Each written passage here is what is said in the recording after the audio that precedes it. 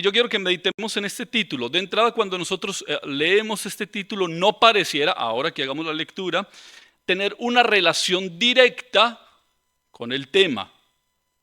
El título parece confuso, solamente voy a dar una pequeña explicación, una introducción de él, pero esta es una pregunta que vamos a resolver solamente hasta el final. Una pregunta que no invita a que nosotros demos una respuesta pública, pero sí que analicemos nuestro corazón y nuestras mentes y nuestro estado delante del Señor, pero esto es algo de lo cual nosotros profundizaremos más adelante. Y el título dice, ¿qué nombre tienes? Recuerde, ninguna pregunta tiene la intención de que la responda públicamente, pero quiero hacer la pregunta, ¿qué nombre tienes? De entrada tengo que decirle que no debería responder con el nombre con el que se titula o se conoce o con el que firma. ¿Qué nombre tienes? ¿Qué nombre tienes? En la cultura bíblica, el nombre, no en todos, pero en la mayoría de los casos, sí que tienen un significado especial. No solamente está hablando de la etiqueta con la que se identifica a una persona, sino que representa su esencia, su carácter, su destino y la identidad espiritual que porta. Y la identidad espiritual que porta. Los nombres para ese tiempo no son las formas de poner nombres como lo hacemos nosotros.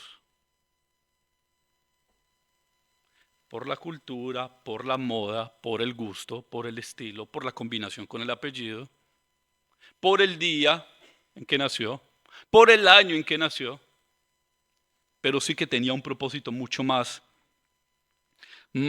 profundo. En el pensamiento hebreo antiguo, conocer el nombre de alguien equivalía a conocer su verdadera naturaleza. Lo dije antes y lo repito, su esencia, ¿quién es? Eso era lo que marcaba entonces el nombre de una persona, y esto lo vamos a tener muy presente, porque recuerden que no solamente se trataba de algo estético, de una etiqueta, tenía un propósito, estaba reflejando quién era la persona. Esto es algo de lo que vamos a reflexionar un poco al final.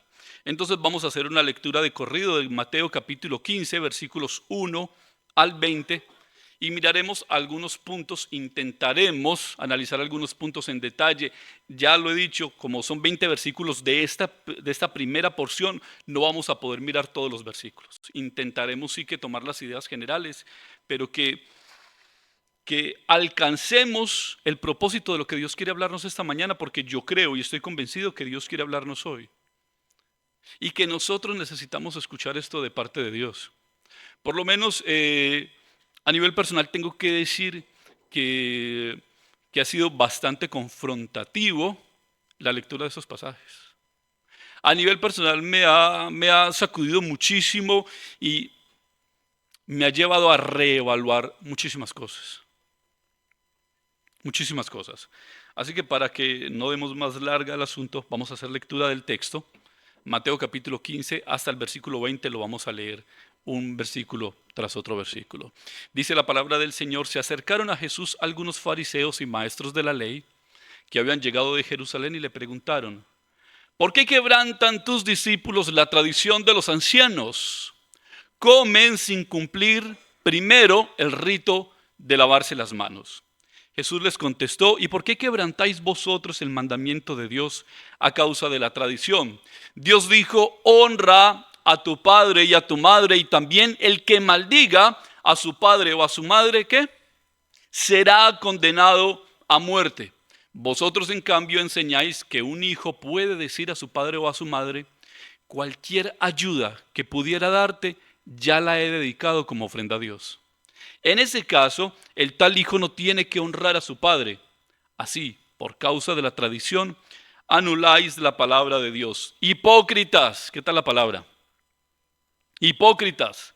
Tenía razón Isaías cuando profetizó acerca de vosotros: este pueblo me honra con los labios, pero su corazón está lejos de mí. En vano me adoran. Sus enseñanzas no son más que reglas humanas. Jesús llamó a la multitud y dijo: escuchad y entended. Lo que contamina a una persona no es lo que entra en la boca, sino lo que sale de ella.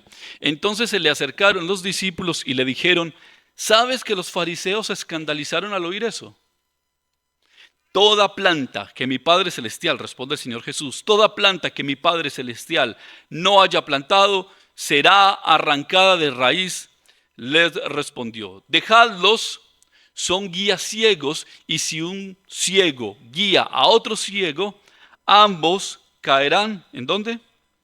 En un hoyo. Explícanos la comparación, le pidió Pedro. También vosotros sois aún tan torpes. El Señor no tenía problemas con las palabras, ¿no? Nosotros somos excesivamente más educados o respetuosos que el Señor. Decimos más prudentes, pero realmente más cobardes. ¿Sí? Explícanos la comparación, le pidió Pedro. También vosotros sois aún tan torpes, les dijo Jesús. ¿No os dais cuenta de que todo lo que entra en la boca va al estómago y después se echa en la letrina? Pero lo que sale de la boca viene del corazón y contamina a la persona, porque del corazón salen los malos pensamientos, los homicidios, los adulterios, la inmoralidad sexual, los robos, los falsos testimonios y las calumnias. Estas son las cosas que contaminan a la persona y no el comer sin lavarse las manos. Amén. Solamente esta diapositiva para que meditemos un poco en lo que vamos a tratar. Insisto, habrán capítulos que no, o versículos, perdón, que no vamos a tocar, tal vez los pasemos por alto e intentaremos extraer algunas ideas generales. Pero vamos a mirar acerca de una palabra con la que empieza el versículo 1 y es la palabra o la frase se acercaron. Vamos a analizar un poco esto. El versículo 2 acerca del cuestionamiento que hacen los fariseos y los escribas o algunos de ellos a los discípulos de Jesús. Del versículo 3 al versículo 6 veremos cómo el Señor refuta, ¿sí?, la acusación de estos hombres. Del versículo 7-9 veremos cómo Jesús invoca al profeta Isaías para argumentar su acusación, y ya del versículo 10 al versículo 20 veremos qué es lo que Jesús enseña acerca de qué es lo que verdaderamente contamina al hombre. Amén. ¿Tienen un segundo para mirarlo? Y ya está. ¿Sí lo alcanzaron a mirar? ¿No? Igual tiempo no hay. Muy bien. Lo primero que tenemos que decir es observar esa primera frase en el versículo 1. ¿Sí? Dice que se acercaron. Y esto empieza a marcar la contradicción de todo el pasaje. No estoy diciendo que la palabra se contradiga. Estoy diciendo la contradicción de la posición del carácter de los fariseos. De hecho, la palabra fariseo, que era un grupo religioso, una secta de entre los judíos, una de ellas, la otra era los saduceos. Los fariseos, que además era un grupo mayoritario, su nombre significa los separados. Los separados. Y ellos, como separados, creían que podían mantenerse puros, apartándose de todo tipo de corrupción moral, de toda influencia cultural pagana y de cualquiera que no cumpliera estrictamente la ley. Así era la forma en que ellos consideraban que podían mantenerse puros. Escuchen esto, separándose no solamente de las influencias del mundo que parece bien, sino separándose estrictamente de todo aquel que no cumpliera la ley. Para ese entonces, desde la perspectiva judía, el mundo se dividía en dos grupos, los judíos y los gentiles. Los judíos y los gentiles. Y ellos entendían que necesitaban hacer una separación estricta, pero lo hacían por sus propios medios o por su propia fuerza o desde su propio entendimiento. En ese orden de ideas y la separación que ellos hacían de su propio esfuerzo, ya es una contradicción que el versículo 1 diga que ellos se acercaron a Jesús.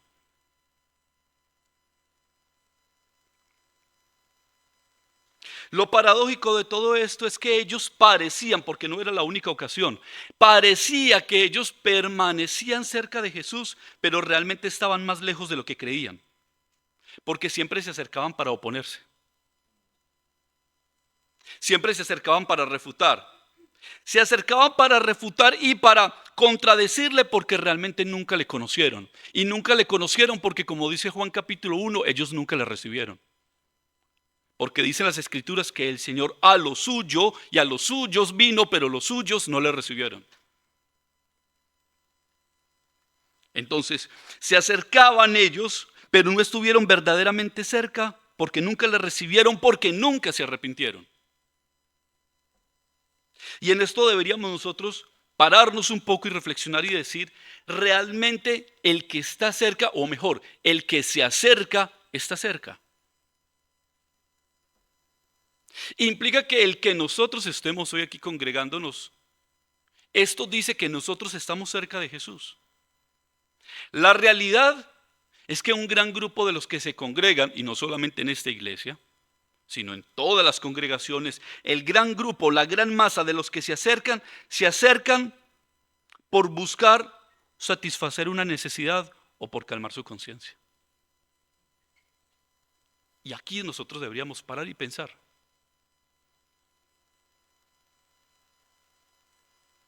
Somos como los fariseos. Estamos intentando santificarnos por nuestros propios medios. Nos acercamos, pero no estamos cerca. ¿Cuáles son nuestros intereses? ¿Cuál es nuestra realidad? Es que para los hombres pesan mucho los hechos, pero ellos no pueden ver lo que Dios ve. El corazón del hombre, las motivaciones, las intenciones, solamente el Espíritu de Dios lo puede discernir. ¿Por qué venimos nosotros a la iglesia? ¿Por qué nos congregamos? ¿Por qué vamos al grupo? ¿Cuál es la intención? ¿Realmente estamos cerca? ¿Realmente amamos a Jesús? ¿Consideramos que no hay nada más importante que la persona de Jesús? ¿O cuál es el favor que estamos esperando de Él? ¿Cuál es el beneficio? ¿Cuál es la situación tan grave en la que hemos incurrido que necesitamos calmar nuestra conciencia viniendo a la iglesia?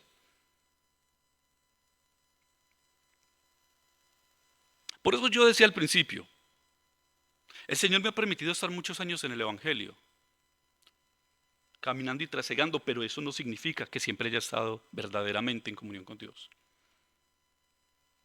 Yo lo sé, y haciendo lectura de este pasaje, sé que no siempre estuve en mi mejor condición. Y sé que muchísimas veces fui un hipócrita. No lo estoy diciendo solamente por ustedes, que también sé que han estado en esa misma situación. Yo lo he estado. He aparentado.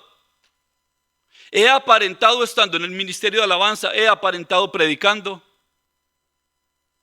Y ninguno de nosotros, lamentablemente, nos hemos escapado de esta situación. Pero volviendo entonces a este punto, a esta realidad, a ese momento, ellos, estos fariseos y estos maestros, que conoceremos en otros pasajes también como doctores de la ley o escribas,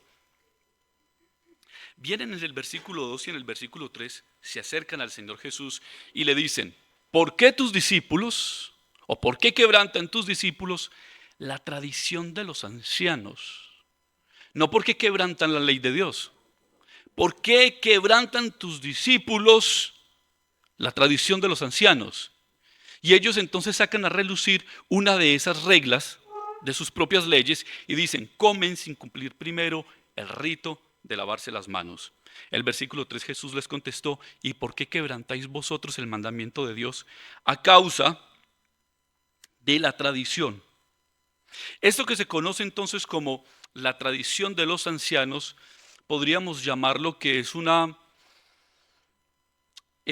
grupo de reglas, o más que de reglas, de interpretaciones de la ley, que en paralelo con la Torá o la ley de Dios, ellos la usan también como norma. A ellos no les satisface solamente tener la palabra de Dios, sino que tienen un compendio, que se conoce hoy creo que como la Mishnah y el Talmud, en un compendio mucho más amplio, que soporta la ley para que ellos puedan entender lo que Dios quiere que ellos hagan. En otras palabras, ellos entendían que la ley que le fue dada a Moisés para que ellos obedecieran no era del todo clara y que necesitaba una interpretación y una explicación mucho más profunda si es que Dios quería que ellos obedecieran perfectamente. Y entienden que la interpretación no solamente nace de los ancianos, que cuando hablamos de ancianos no estamos hablando de personas de muchísima edad, sino de personas con sabiduría, ¿sí? Con profunda sabiduría dentro del pueblo judío. Ellos extraen una cantidad de la ley, una cantidad de interpretaciones a la que le dan la misma validez y naturaleza divina que la ley de Dios. pero que las interpretaciones de alguna manera se escaparon un poco del control y de la realidad y del objeto o del propósito de Dios. Y parte de esas normas hay una de la cual está haciendo mención el versículo 2 y que ellos, o por el cual ellos se indignaron, y es que los discípulos estaban comiendo, si miramos Marco capítulo 7, versículo 2, no lo vamos a ver, dice que ellos, algunos de ellos vieron a los discípulos comer pan sin lavarse las manos. Y esto ellos lo toman como un quebrantamiento no de la ley, insisto, sino de la tradición de los ancianos. Y esto sí tengo que leerlo y aquí nos vamos a centrar un poco por qué para ellos era tan importante esto de lavarse las manos. Porque el sentido de lo que ellos hablan no es simplemente de lo que nosotros conocemos como lavarnos las manos como un medio de higiene para tomar los alimentos. No era esa la intención. No era esa la causa de la indignación. Realmente para ellos lavarse las manos era un acto ritualista que los purificaba. Y que el no lavarse las manos implicaba que su comunión con Dios podría verse alterada.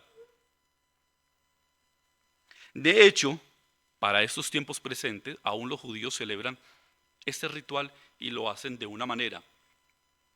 Ellos tienen un recipiente donde ponen agua y ese recipiente tiene dos, llamémoslo dos brazos o dos orejas o dos agarraderas, en fin. Y siempre durante las mañanas, inmediatamente se despiertan, les queda completamente prohibido tocarse la nariz, los ojos o los oídos con sus manos, obviamente. Porque ellos consideran que cuando duermen, su alma sale de su cuerpo. Dicen algo así como que la energía mayor que está dentro de sus cuerpos se eleva y su cuerpo queda expuesto a diferentes tipos de espíritus o ataques demoníacos durante la noche. Y por eso es obligatorio que inmediatamente se levantan, tienen que hacer este acto de purificación, como cuando también van a comer. Es un recipiente que tiene doble oreja y el rito es tomar el recipiente con la mano izquierda, con una de las orejas o agarraderas, y pasarlo a la derecha. Para que con la derecha laven la mano izquierda, pasan la izquierda, la mano derecha y lo hacen 6 veces. Y después de esto elevan una oración.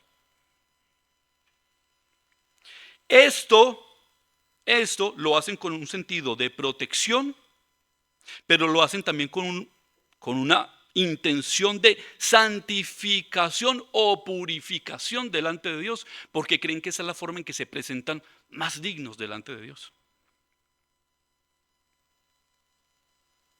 De hecho, cuando nosotros miramos algo que les mencioné como llamado el Talmud, que es un libro bastante amplio, donde están todas las interpretaciones y todo lo que se ha discutido acerca de la ley de Dios, en un pasaje que se conoce como el Shabbat 109 parte A, con respecto a lavarse las manos, dice algo como esto: una mano que toca el ojo causa ceguera, una mano que frecuentemente toca el oído causa sordera, una mano que frecuentemente toca la nariz causa pérdida del sentido del olfato, una mano que frecuentemente toca la boca causa enfermedades, una mano que frecuentemente toca una herida causa infecciones.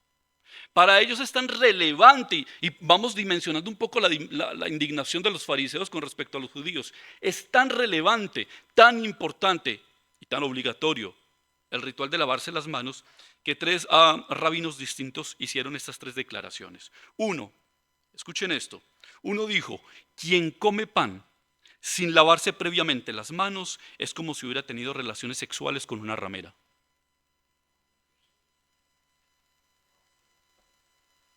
Pero por si fuera poco, algún otro rabino dijo: quien menosprecie el lavado de manos antes y después de comer será arrancado del mundo. Y algún otro dice: quien come pan sin antes limpiarse las manos es como si comiera comida impura. Este es el alcance de lo que ellos interpretaron. Porque además hay que decir algo: nunca la ley estableció tal rito. Ni siquiera es una interpretación de la ley ni siquiera lo establece. Y lo más parecido era una demanda que se hacía a los sacerdotes y a los levitas en el tiempo del tabernáculo. Recuerden que el tabernáculo era una tienda artesanal donde estaba puesta el arca del pacto, el arca de Dios. ¿sí? Y que antes de entrar, algo que se conocía como el lugar santo y el lugar santísimo, afuera había una fuente de bronce con agua donde los sacerdotes antes de entrar a ese lugar debían lavarse las manos y los pies, pero era una demanda para los sacerdotes, para los levitas. Y en el proceso de interpretación le dieron este alcance. Era entonces bastante importante para ellos el lavarse las manos, ¿no? Para ellos, no para Dios. Pero Jesús entonces dice, ¿y por qué quebrantáis vosotros el mandamiento de Dios a causa de la tradición? Dios dijo, honra a tu padre y a tu madre, y también el que maldiga a su padre o a su madre será condenado a muerte.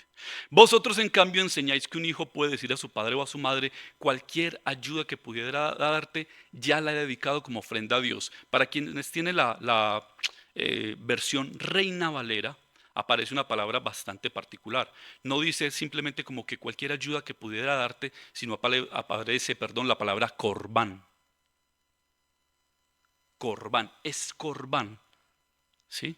Y el versículo 6 dice, en ese caso, el tal hijo no tiene que honrar a su padre, así por causa de la tradición anuláis la palabra de Dios. Cualquiera de nosotros deberíamos preguntarnos, si el propósito de Jesús, que es claro, es enseñar que lo que realmente contamina al hombre es lo que sale de su boca, ¿por qué la respuesta de Jesús con respecto al rito de lavarse las manos no fue inmediatamente esa? ¿Y qué relación tiene el no lavarse las manos con el honrar a los padres? Porque con una primera mirada no hay una consistencia aparentemente. ¿Cuál es la relación? Dicen que no es de buena educación responder a una pregunta con otra pregunta, pero recuerden que el Señor no estaba sujeto a este tipo de normas. Pero no solamente que responde una pregunta con otra pregunta, sino que responde con una pregunta que nada tiene que ver con lo que ellos estaban preguntando. Aparentemente. Lo primero es que el Señor hace esta acusación porque este se volvió un rito permanente y constante.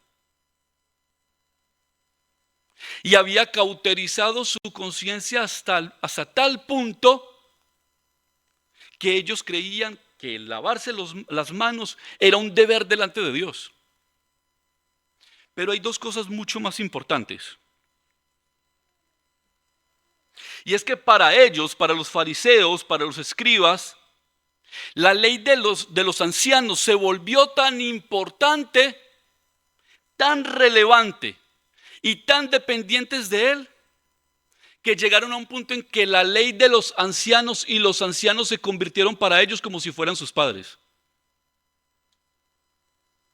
Y por eso el Señor los vuelve o los confronta diciéndole que es necesario que ellos dejen la observación de lo que los ancianos decían y es hora de darle prioridad a quien debe darle prioridad, honrar a sus padres. Porque por causa de la ley, de esta tradición, ellos estaban olvidando a quienes sí deberían honrar, a sus padres. Pero lo tercero y lo más relevante, volvemos, es que la purificación de las manos tenía una intención. Y la intención era ¿qué? Protegerse de cualquier tipo de enfermedad, protegerse de cualquier tipo de ataque espiritual.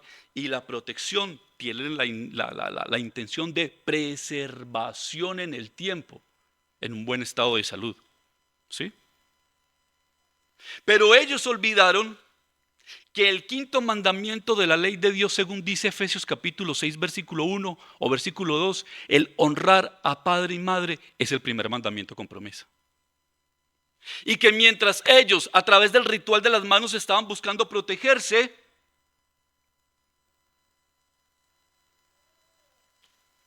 el Señor les dice, honra a padre y madre, lo estoy parafraseando, para que te vaya bien y tengas larga vida sobre la tierra. Se lo voy a leer textual, Deuteronomio 5:16, honra a tu padre y a tu madre como el Señor tu Dios te lo ha ordenado, para que disfrutes de una larga vida y te vaya bien en la tierra que te da el Señor tu Dios conocido, insisto, como el primer mandamiento como promesa o con promesa. ¿Cuál es la forma de realmente alcanzar la protección y la bendición de Dios? Honrar la ley de los ancianos o honrar a los padres.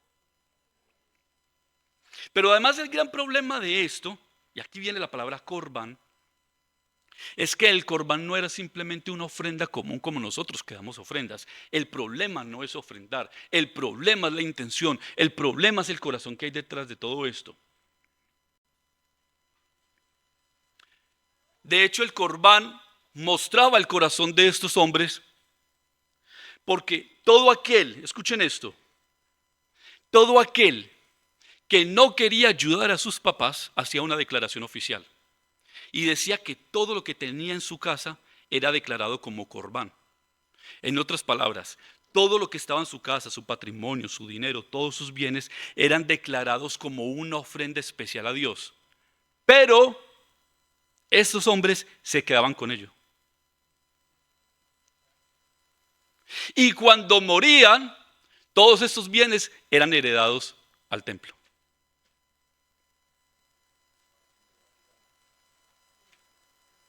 Entonces, no solamente que lo dedicaban para entregarlo a otros, sino que lo dedicaban para no ayudar a sus padres. Esa era la intención. Porque ellos decían lo que muchos decimos, pero no es verdad, que hay cosas que hacemos para la gloria de Dios. Que hay cosas que hacemos porque Dios es más importante. Pero ayer lo compartíamos en el grupo. El error es pensar que nosotros honramos a Dios solamente cuando hacemos las cosas que debemos hacer dentro de la iglesia. Pero en nuestra vida diaria es allí donde nosotros mostramos quién es primero. Porque citábamos en primera de Juan capítulo 2 tal vez, que es imposible que yo diga que amo a Dios si no estoy honrando a mis padres.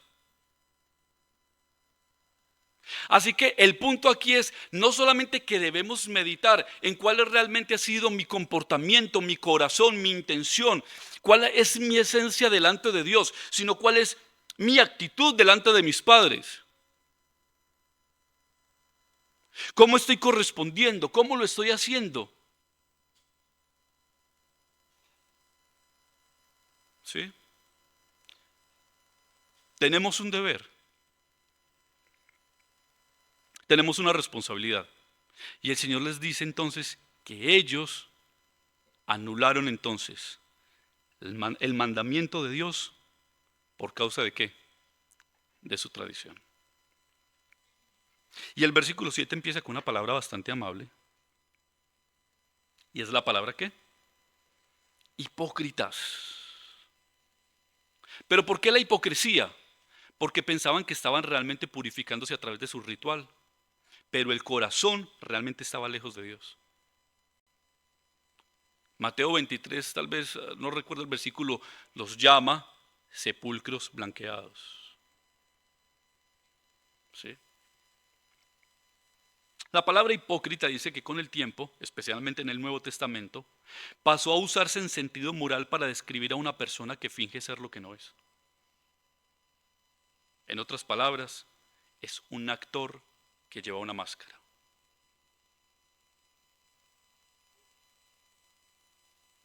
Es un actor que lleva una máscara.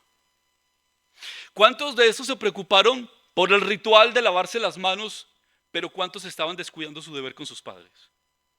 ¿Cuántos de estos entonces estaban procurando que sus manos estuvieran completamente limpias para tomar los alimentos, pero cuántos ni siquiera conocían la condición de su corazón? Y cuando aún podían conocer la condición del corazón, lo normalizaban porque lo más importante es lo que decían los hombres que lo que decía Dios. Y el Señor Jesucristo entonces cita al profeta Isaías y dice, este pueblo me honra con los labios, pero su corazón está lejos de mí. En vano me adoran, sus enseñanzas no son más que reglas, ¿qué? Humanas. Aquí hay una figura gramatical que se conoce como, esta palabrita sí es complicada, sinécdoque. La palabra sinécdoque simplemente lo que hace es tomar la parte de un todo para representar el todo. ¿Sí? Ejemplo, cuando en el Padre Nuestro se pide el pan de cada día, dánoslo hoy, no se ora solamente por el pan. Se está orando ¿por qué? Por los alimentos en general, pero se toma una parte de los alimentos en general como un pan que representa todos los alimentos. En este orden de ideas, el Señor dice que este pueblo le honra de labios, pero no solamente de labios. Está haciendo una representación de que toda su apariencia externa tenía la intención de mostrar que ellos estaban dedicados a Dios. Pero además dice que su corazón estaba lejos de Él y no solamente su corazón, todo en ellos estaba completamente separado de Dios. No solamente su corazón. No había absolutamente nada en ellos que estuviera completamente dedicado a Dios. No había absolutamente nada en ellos puro ni santo. No había absolutamente nada en ellos completamente verdadero. Sus conciencias estaban cauterizadas por su religión. No conocían a Dios. No conocían la condición natural de su corazón pecaminoso. No lo conocían. Pero luego entonces, más adelante en los versículos 10 al 20, aquí trataremos de ir más rápido, dice que Jesús llamó a la multitud y dijo ¿qué? Escuchad y entended, lo que contamina a una persona no es lo que entra a la boca, sino lo que sale de ella. ¿Por qué no es tan importante? Porque está diciendo que este proceso biológico hace que los alimentos que entren por la boca simplemente son temporales y no pueden afectar la relación con Dios. No son relevantes. Procuran el bienestar del cuerpo, pero de ninguna forma afectan el bienestar del alma. No así el corazón, porque en el corazón es donde reside realmente la esencia del hombre. En el corazón es donde reside realmente la naturaleza del hombre. El hombre por naturaleza es pecador. Creo que esa frase la he citado alguna vez y la quiero repetir. El hombre no es pecador porque peca, sino que peca porque es pecador. De naturaleza está separado de Dios. Su corazón está a distancia, kilómetros de Dios. El hombre por naturaleza ha desarrollado un corazón completamente corrupto y su tendencia es al mal, es rebelde, es orgulloso. Por eso alguien decía que la rebeldía no es un pecado, la rebeldía es el pecado.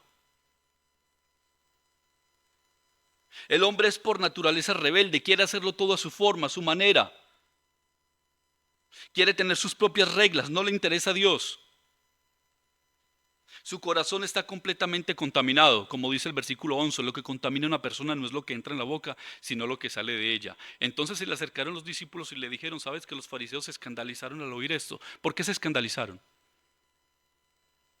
No solamente porque estaba arruinando sus reglas, sino porque estaba arruinando su corazón. Porque estaba confrontando lo más profundo de ellos, lo que otros no se habían atrevido a hacer. Toda planta que mi Padre Celestial no haya plantado será arrancada de raíz. Le respondió, este es un versículo del cual usaremos más adelante y dice, dejadlos. Son guías ciegos y si un guía o si un ciego guía a otro ciego, ¿ambos qué? Así que todo este proceder de ellos, Jesús lo llama hipocresía, lo llama una adoración vana, lo llama reglas humanas y lo llama honra de labios. Pero ninguno realmente tenía una comunión con el Dios verdadero porque ninguno conocía al Dios verdadero. A esos también entonces el Señor los llama ¿qué? Ciegos, guías de otros ciegos. Explícanos la comparación, le pidió Pedro, también vosotros sois aún tan torpes. No le dijo hipócritas, torpes, por si acaso. ¿Sí? ¿No os dais cuenta de que todo lo que entra en la boca va al estómago y después se echa en la letrina? Pero lo que sale de la boca viene del corazón y contamina a la persona, porque del corazón salen ¿qué?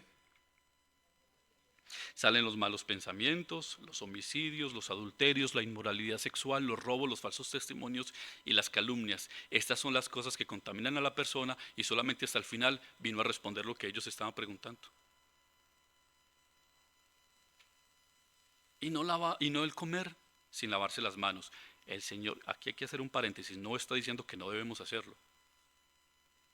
Debemos hacerlo. pero no bajo estos parámetros ni con esta intención. ¿Sí? Porque además el Señor está hablando de algo que Pablo luego expresó más adelante en la carta de Santiago con un término que hasta ese momento era desconocido.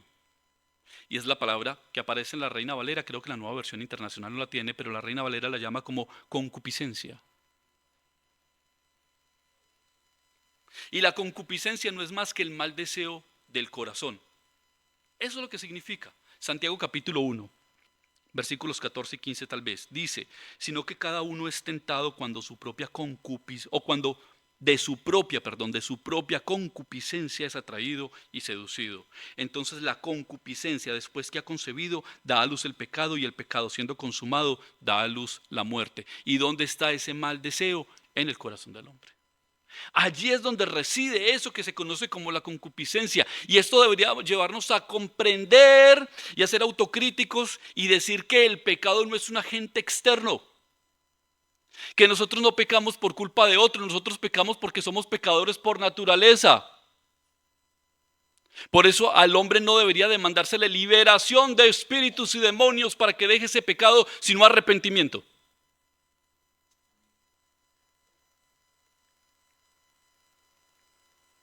Y para los que en algún momento han dicho, pero yo no veo que hay vida y poder en la iglesia porque lo que necesitamos es culto de liberación, entonces creo que se ha quedado dormido durante los cultos, porque el verdadero culto de liberación es cuando se escucha la palabra. La Biblia dice el Señor Jesucristo, conoceréis la verdad y la verdad os hará libres. El hombre, la mujer, debe experimentar verdadera libertad en la medida en que ponga todos sus sentidos en la palabra de Dios. Cualquier cosa se asemeja, o cualquier otra cosa debería asemejarse como hechicería, brujería y cualquier otro tipo de cosas. No estoy diciendo que no hayan hombres o mujeres que necesiten ser liberados. Sí, posiblemente sí.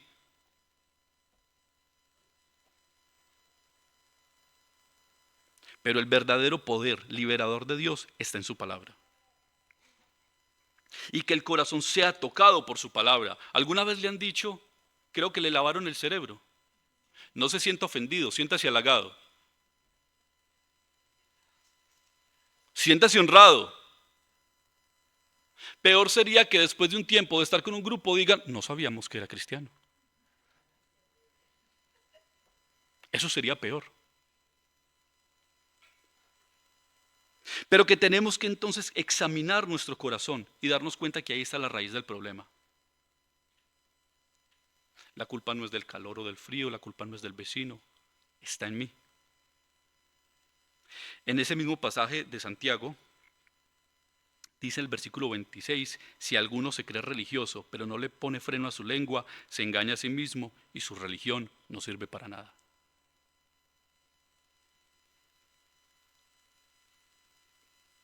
¿Qué pasa con estos hombres y qué pasa con nosotros ahora? Hombres sin Cristo profesan un legalismo externo, pero un libertinaje interno. Sin Cristo no hay verdad, sin Cristo no hay gracia. El problema de los que se congregan hoy es que tienen una verdadera devoción a la denominación, pero no a Cristo. Una verdadera devoción a la organización y al hombre, pero no conocen a Dios. Amamos más la fachada y la apariencia que nuestra comunión con Dios. Y estos hombres, mientras descuidaron o mientras se ocupaban de la limpieza de sus manos, nunca tuvieron cuidado de la limpieza de su corazón. Por eso Mateo 23, y aquí es donde entramos a la segunda parte, que es más corta, versículos 8 al 15, pero quiero poner un poco de contexto. Por eso en Mateo 23, a causa del comportamiento de estos hombres, desde el versículo 2, Jesús dice, los maestros de la ley y los fariseos tienen la responsabilidad de interpretar a Moisés. Así que debéis obedecerlos y hacer todo lo que os digan, pero no hagáis lo que hacen ellos porque no practican lo que predican. Y esto no es solamente para los fariseos.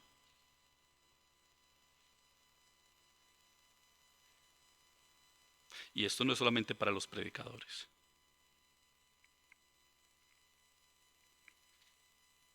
Practicamos lo que creemos. Creemos que es verdad lo que creemos. Y Mateo 23:5 en la parte A, contundente, el Señor dice, todo lo hacen para que la gente los vea. Todo lo hacen para que la gente los vea.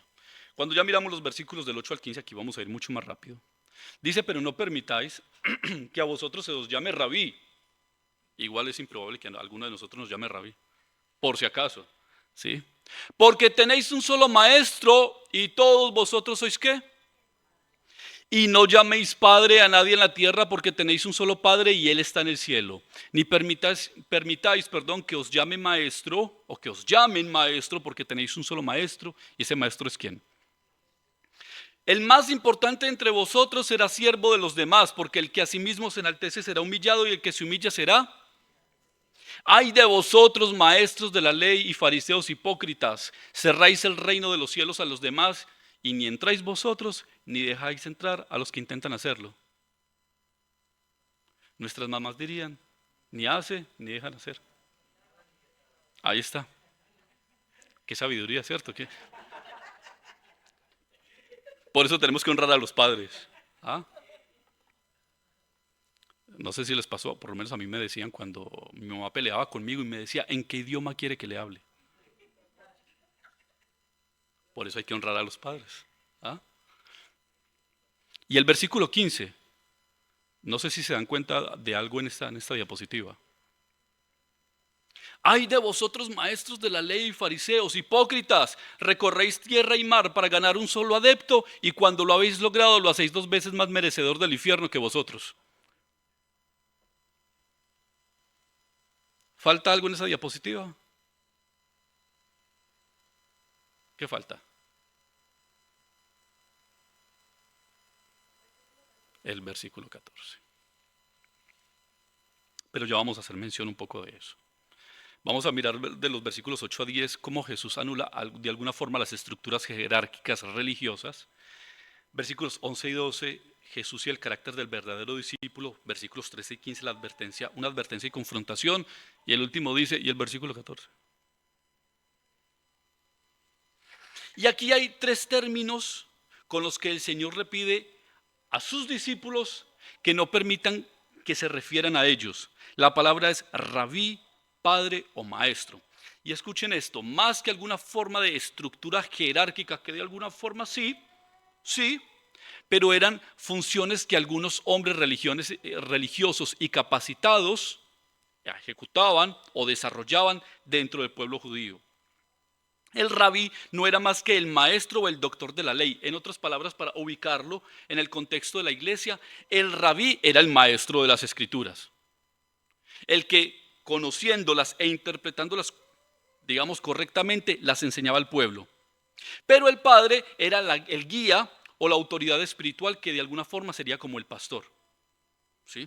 Pero luego entonces el maestro no era como el maestro del que estamos hablando, sino que era simplemente como un director o guía supremo, una especie de consejero o de discipulador. ¿Sí?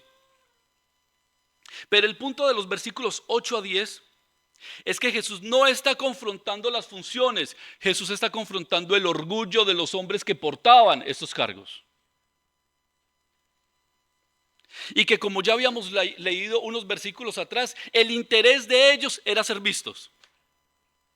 Pero no solamente que el interés de ellos era ser vistos, sino que todo lo que practicaban o todo lo que enseñaban, y todo lo que practicaban distaba muchísimo de la verdad. Pero además no solamente, escuchen esto, no solamente que el Señor estaba confrontando el orgullo de algunos líderes religiosos, que además que por causa de sus funciones, ellos estaban marcando una distancia a sus hermanos. Ellos sentían que era un grupo selecto, la crema innata del pueblo judío. Eran diferentes, eran superiores. Pero ahora Jesús está marcando un diseño de lo que sería la iglesia. Porque dice, entonces que ya no los llamen rabí, porque solamente hay un maestro. Que ya no llamen a nadie padre, porque solamente hay un padre que está en el cielo. Que ya no llamen a nadie maestro, porque tenéis un solo maestro y ese maestro es el Cristo. Y Jesús está estableciendo cómo sería la iglesia. Porque dice que a partir de ahora todos los hermanos, todos los que hacen parte de la iglesia serían un mismo grupo, tienen un mismo estatus y se llamarían hermanos, independientemente de la función que ejerzan. Porque además esto no está anulando los dones de los cuales Pablo nos hablaría en un futuro. En Efesios capítulo 4 versículo 11, acerca de los profetas, acerca de los apóstoles, acerca de los maestros, acerca de los evangelistas. Jesús no está anulando eso. Lo que está diciendo es que a pesar de esos cargos, todos estamos en la misma condición delante del Señor, si es que realmente hemos creído en Él. Y que la única diferencia dentro del cuerpo de Cristo es que habría uno que sería la cabeza, y es el Señor Jesucristo. ¿Ya? En la iglesia solamente hay dos partes: el cuerpo y la cabeza. Ya está. ¿Sí? Lo que está diciendo es que el grupo de hermanos han de dedicarse a la adoración del que es central en la iglesia, que es Cristo. Y luego dice el versículo 11 y 12, porque no solamente el Señor está hablando acerca de cómo debería regularse la iglesia, pero de cómo estaba funcionando mal el pueblo judío desde sus líderes, sino que dice el versículo 11 y 12, el más importante entre vosotros será siervo de los demás, porque el que a sí mismo se enaltece será humillado, y el que se humilla, ¿qué? Porque dice, el más importante entre vosotros será ¿qué? Lo que Jesús estaba mostrando es que Él es el modelo perfecto. Primero, porque Él es el más importante entre vosotros. No es que haya uno entre nosotros más importante. Lo que está diciendo es que entre nosotros habrá diversidad de dones y funciones diferentes, pero el más importante de la iglesia no es ninguno, es Cristo. Y Él, que es el más importante, será el siervo de todos. Por eso vino a la tierra, padeció lo que padeció, tentado en todo pero sin pecado, y murió en la cruz de una manera en que nosotros no podíamos morir. Pero vive, resucitó al tercer día y vive. Se hizo el siervo de todos. Pero además habla del carácter de nosotros los creyentes, del cuerpo. ¿Sí? Dice que deberíamos nosotros ser el siervo de los demás o siervos de los demás. Pero dice que nosotros deberíamos tener una actitud humilde, dispuesta a humillarse. Humilde, dispuesta a humillarse. Alguien nos diría o nos enseñaba en algún momento que la humildad no es pensar menos de uno mismo, sino pensar menos en uno mismo. Y que nosotros tenemos un deber delante de Dios y nuestra deuda es una deuda de amor para con nuestros hermanos. El pastor no es el único que debe ejercer pastoreo. Todos tenemos el deber de ser pastores para con nosotros. Todos deberíamos tener un corazón dispuesto a estar al cuidado de los otros. Por lo menos a orar por otros y a orar de verdad por otros. Estar dispuestos a humillarnos siempre y que en nuestra humillación el único que sea exaltado sea el nombre de Jesús. Evidentemente, esto lo hemos dicho en otro momento y tenemos que repetirlo. Está bien honrar a nuestros hermanos, está bien felicitarles por su trabajo, está bien, es saludable. Y atenta en contra de nuestro propio orgullo y de nuestros propios celos y de nuestra propia envidia cuando nosotros honramos a los hermanos por lo que hacen. Pero una cosa es honrarlos y otra cosa es que, correcto.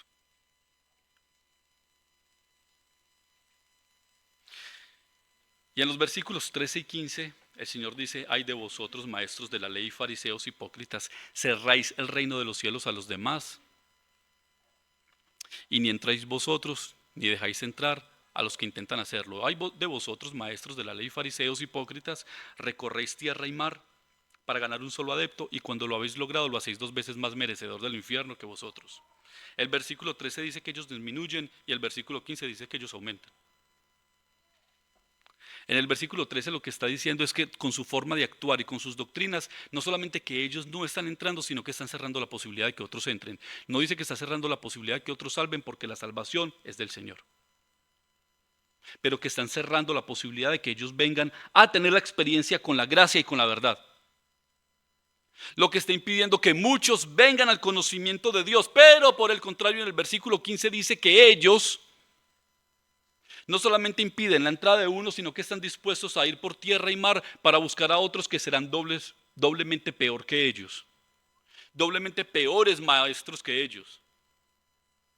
Recuerden que el problema de la purificación, del ritual de la purificación, es que ellos ni siquiera podían tener contacto con los gentiles porque de pronto se contaminaban. Pero en este versículo 15 demuestran que son tan hipócritas que estos nuevos adeptos, de los cuales habla la palabra, es que ellos aún iban hasta donde los gentiles para convertirlos en judíos, como ellos, maestros doblemente inmundos que ellos. Y la sentencia ya estaba en la parte final, dice que tanto los discípulos como ellos serían merecedores, o creo que en la Reina Valera los llama como hijos del infierno. Así que no solamente bloqueaban el camino correcto, sino que producen adeptos que perpetúan y profundizan el mismo error. ¿Y qué pasa con el versículo 14? El versículo 14 en algunas versiones, de hecho, quien tiene la nueva versión internacional en sus teléfonos, debe darse cuenta que quizás aparezca el versículo 14, pero aparece con letra cursiva. Cuando en nuestras Biblias vemos algún versículo con letras cursivas, está hablando de una anotación o de que ese versículo tiene una condición especial que hay que revisar. Pero en la Biblia Reina Valera el versículo 14 sí aparece. ¿Cuál es la situación? Que en los manuscritos más antiguos de donde se desprende versiones como la nueva versión internacional, no se encuentra que este versículo aparezca en Mateo 23. Pero sí aparece en Marcos 12 y Lucas 20. La conclusión es que algún copista o algún traductor, entendiendo que este versículo no aparecía en Mateo, pero sí aparecía en los otros pasajes que hablan de la misma situación, lo que hizo fue agregarlo para armonizar Mateo con los otros dos pasajes. No está diciendo que el texto y que la situación no fue real, sí fue real, pero en Mateo no. O por lo menos en la intención original en Mateo no estaba registrada. Sí en Marcos, sí en Lucas, pero el copista decidió introducirla allí. Pero para ser respetuosos y ser rigurosos con el texto, el versículo 14 por lo menos allí no se toca. Pero tiene la misma idea, acusar a los hombres de hipócritas. Solamente algunas reflexiones finales y terminamos. Lo primero es que Jesús no rechaza una tradición simplemente porque sea tradición. A veces decimos, es que la Iglesia Católica está llena de tradiciones y nosotros también. El problema es el tipo de tradiciones. El problema son las tradiciones que se basan en la falsedad, en el engaño, en la mentira y en la imaginación de sus propias mentes. Nosotros conservamos la tradición de la cena. ¿Es bíblico o no es bíblico? Pero en la iglesia tradicional se habla de la Eucaristía. ¿Es bíblico o no es bíblico? El problema no son las tradiciones, el problema son las tradiciones que nacen de la verdad. ¿Sí? Lo que Jesús condena es cuando una tradición humana contradice un mandamiento de Dios, lo sustituye o termina teniendo más autoridad que la palabra de Dios. Así que ningún árbol bueno, Lucas 6, 43 al 45, ningún árbol bueno da fruto malo. Tampoco da buen fruto el árbol malo. A cada árbol se le conoce por su propio fruto. No se recogen higos de los espinos ni se cosechan uvas de las zarzas. El que es bueno de la bondad que atesora en el corazón produce el bien, pero el que es malo de su maldad produce el mal, porque de lo que abunda en el corazón. Solamente basta con sentarnos con una persona 10 minutos a conversar y darnos cuenta quién es. ¿No? Y con todo esto que hablamos y que estuvimos hablando de los fariseos y algunos pensamientos, volvemos a la pregunta en la que tenemos que meditar. Esta es una pregunta para la iglesia hoy, para nosotros como iglesia hoy. ¿Qué nombre tienes? Recuerden que no tiene que responderlo públicamente, pero examine esta pregunta. ¿Qué nombre tienes? ¿Y de dónde nace esta pregunta? El texto no está aquí, pero se los voy a leer. Más que leerlo, tienen que escucharlo, yo se los leo. Apocalipsis capítulo 3, versículos 1 al 3. Dice, escribe al ángel de la iglesia en Sardis. El que tiene los 7 espíritus de Dios y las 7 estrellas dice esto. Yo conozco tus obras, que tienes nombre de que vives y estás muerto. Tienes nombre de que vives y estás muerto. Vuelvo a la pregunta, ¿qué nombre tienes? ¿De que vives o estás muerto? ¿Muerto en la religión? ¿Muerto en las costumbres? ¿Muerto en las concupiscencias y los deseos más profundos de nuestro corazón? Sé vigilante y afirma las otras cosas que están para morir, porque no he hallado tus obras perfectas delante de Dios. Por eso yo les decía que leyendo todo esto me di cuenta de quién era yo.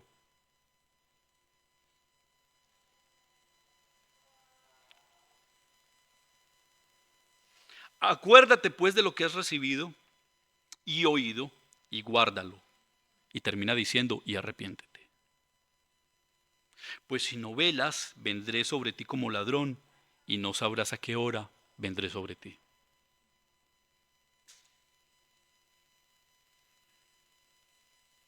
Porque en el corazón están anidados, ¿qué? Los malos pensamientos, los hurtos, las envidias.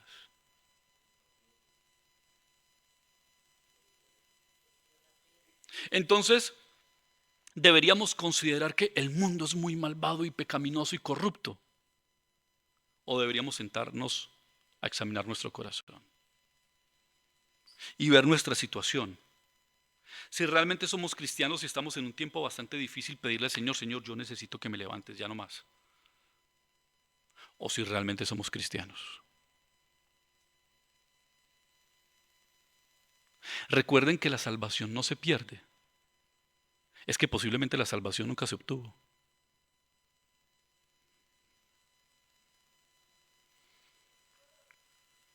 Mateo 15:3, que ya pasamos por ahí, recuerden que dice, toda planta que mi Padre Celestial no haya plantado será arrancada de raíz, le respondió.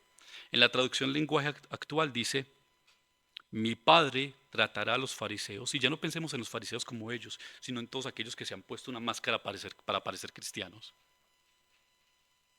Mi Padre tratará a los fariseos como trata el jardinero a las plantas que no ha sembrado, las arranca de raíz y las echa afuera. Y esto saca a la luz un concepto teológico que se conoce como la iglesia visible y la iglesia invisible. En teología, cuando se habla de la iglesia visible, se habla de todas las personas que asisten a una reunión, a una congregación, a una iglesia. Pero la iglesia invisible habla de todos aquellos que son verdaderos creyentes dentro de ese grupo.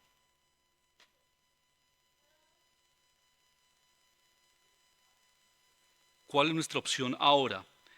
Porque si el problema está en nuestro corazón y el corazón está hablando de nuestra alma, recuerde que el corazón simplemente está hablando de una parte de todo lo que somos, lo importante no es lo que está afuera, sino nuestra alma.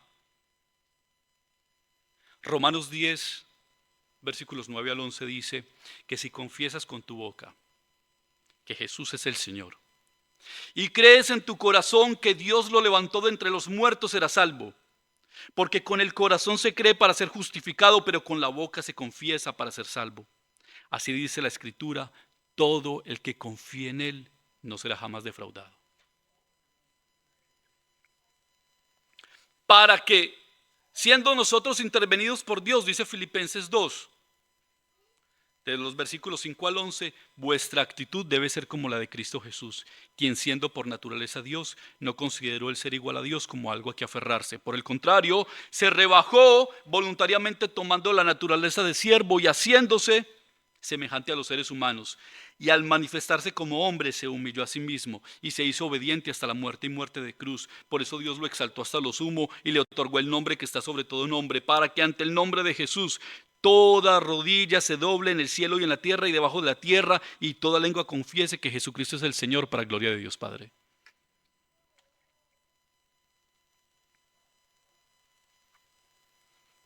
¿Qué nombre tienes? Nosotros podríamos decir, y tal vez la persona que está a nuestro lado dice, este tiene nombre de que vive. ¿Y si estamos muertos? Pero no es por las obras, No es lo que yo hago, es lo que yo soy. ¿Quién soy? ¿Quién soy? Si realmente he confiado y he abrazado a Jesucristo como mi Señor y mi Salvador, si realmente he entendido que Él es el centro de todas las cosas, el fuente de todas las cosas, que por Él y para Él fueron hechas todas las cosas, que Él es el autor de la creación, de nuestra salvación, de nuestra redención, de nuestra justificación.